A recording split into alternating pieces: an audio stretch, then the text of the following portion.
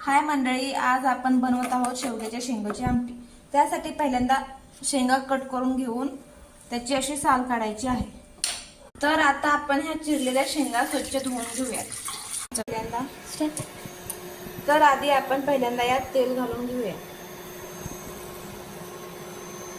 तेल आपल्या सोयीने वापरावे।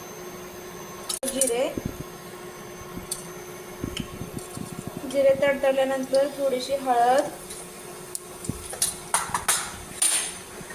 त्यानंतर कढीपत्ता।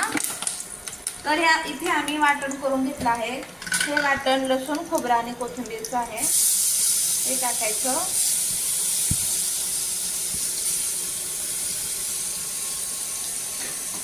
असं स्वच्छ नीट हलवून घ्यायचं। आम्ही अशा प्रकारे शेंगाची भाजी करतो। मसाला आता स्वच्छ भाजून घेतलेला आहे। त्याच्यामध्ये थोडीशी धना पावडर आणि थोडासा गरम मसाला घालून घेतला आहे।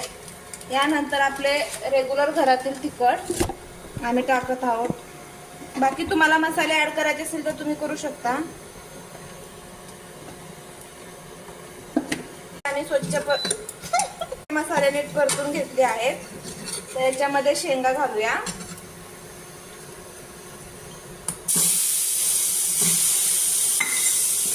शेंगा घालून त्याच्यामध्ये पाणी टाकून घेऊया।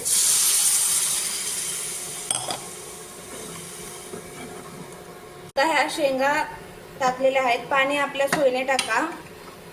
त्याच्यामध्ये थोडासा शेंगदाण्याचा कूट घालूया।